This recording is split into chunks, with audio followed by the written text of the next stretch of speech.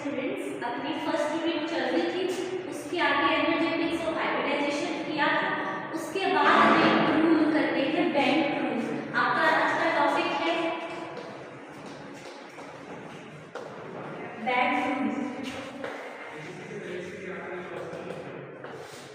ठीक है, अब ये क्या होता है बेंट रूल? सबसे पहले ये दिया किसने? ठीक है ना, तो ये दिया था हेनरी बेंट। इस साइंटिस्ट का नाम है हेनरी बेंट। गिवन बाय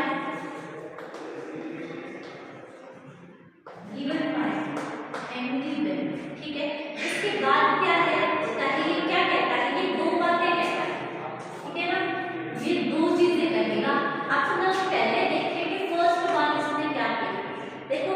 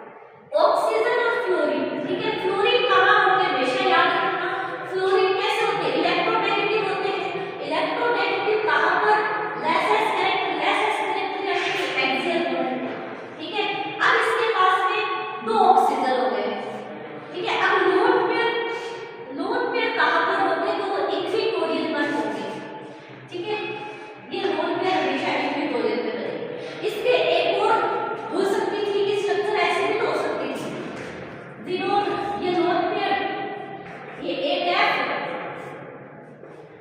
ये दूसरा एफ, ये ओ और ये ओ। यहाँ पर भी